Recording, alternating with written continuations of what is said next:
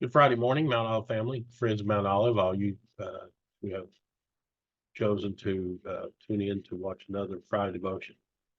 As always, I appreciate each one of you for taking your time out to look at all the devotions each day of the week. It's something that we want to do for you to help you in your walk with the Lord. I'm going to try to share my screen here with you.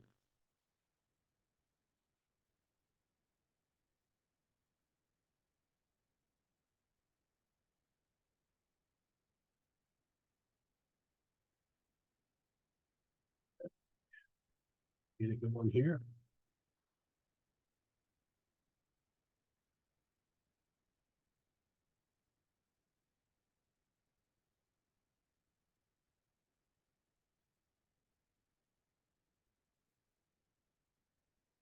Okay, taking a little time to get stuff straightened out here.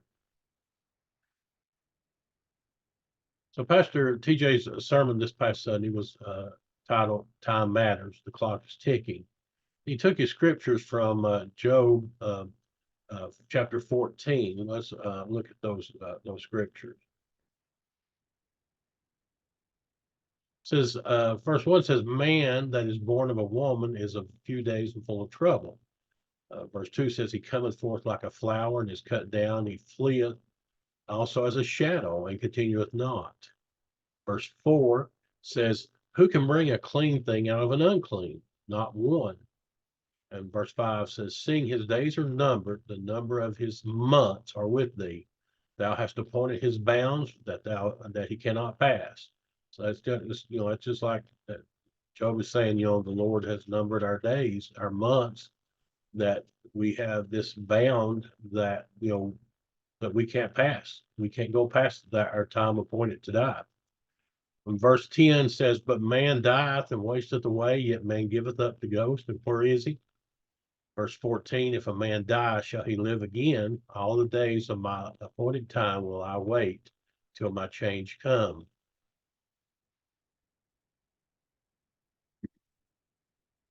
Time matters, but many people don't want to think about time and its ticking clock. Many people don't want to think about their own mortality, but time will continue to move on, and we must be ready when it comes at the end of our time.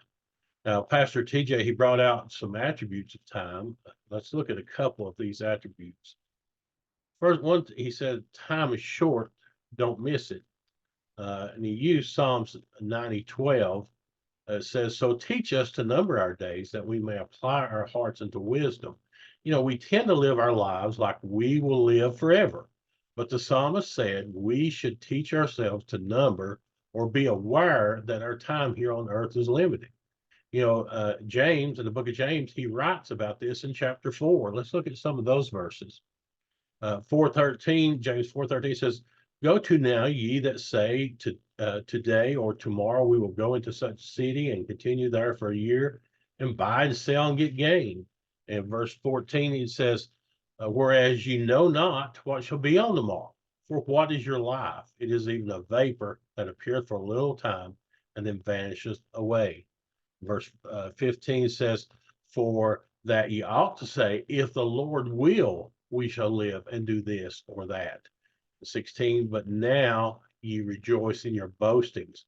All such rejoicing is evil." James is saying that we make our plans with no thought of God. It's, I will do this and I will do that, leaving God out of the equation. And James says we rejoice in our plans, but all these plans, all this that we do is just evil if we leave God out. James tells us that our life is like a vapor or a whiff of steam that is here one minute and gone the next. And we should try to do the best we can, but do it with God's help and guidance. Pastor TJ, I've got a quote here I'm going to show you. He put in one of it. He says, "When you see how much time you have left, you tend to do more with the time you have now." I thought that was a very good quote. It's from him, and it's one I really think if you were able to stop this devotion and write it down, it's one of these that you will want to put on a little card, index card, put it on your bathroom mirror or on your refrigerator or somewhere you will always see it. And remember that when you see how much time you have left, you tend to do more with the time you have now. And he used Ephesians chapter 5, verse 16. He says, redeeming the time because the days are evil. And he had highlighted redeeming the time. And this quote, it goes well with the Ephesians 5:16 scripture he used, his message. For us to redeem or to buy back the time or make better our time that we have here, not just for ourselves, but for others as well. That's what, the Paul was telling the Ephesians, redeem the time, buy that time back, make time better, not just for ourselves, but for others also. And he mentioned about Queen Esther. Sorry, it went the wrong way. Queen Esther says, for such a time as this, we must consider that this may be our time today. This week, this month, this year may be our time to find out God's will for our lives and for us to get in the middle of it, because time matters. The clock is ticking.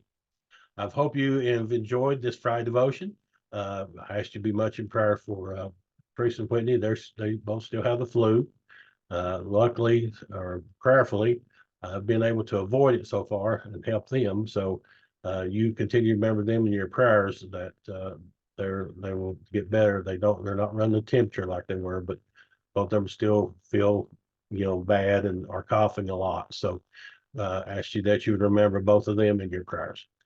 We hope to see you Sunday, but we'll just have to wait and see. Love each one of you. Have a good rest of the week.